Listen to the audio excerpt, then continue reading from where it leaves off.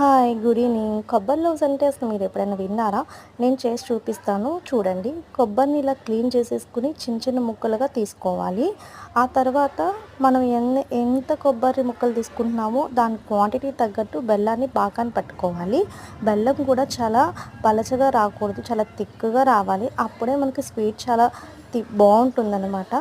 ఇ ఇదిగో నేను వీడియోలో చూపిస్తున్నట్టు బెల్లం చాలా థిక్‌గా రావాలి. దీంట్లోనే యాలకుల పొడి కూడా మీరు వేసేసుకోవాలి. ఆ తర్వాత కొబ్బరి ఏదైతే ఉందో చిన్న చిన్న ముక్కలుగా తీసుకుంది దాన్ని గ్రైండ్ చేసుకోవాలి. అంటే వీడియోలో లెంత్ సరిపోక నేను కట్ చేసి చూపిస్తున్నాననమాట.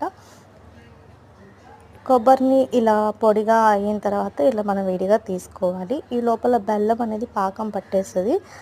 ఈ పొడి ఏదైతే ఉందో దీంట్లో బెల్లంలో కలిపేసుకోవాలి. దీంట్లో మీకు కావాల్సిన డ్రై ఫ్రూట్స్ అంటే జీడిపప్పు, యాలకులు, కిస్మిస్లు కూడా మీరు దీంట్లో మిక్స్ చేసుకోవచ్చు. ఆ తరువాత ఫైనల్‌గా దీంట్లో నెయ్యి వేసేసి తీసుకోవచ్చు. ఇదే కొబ్బరి లవుజ్.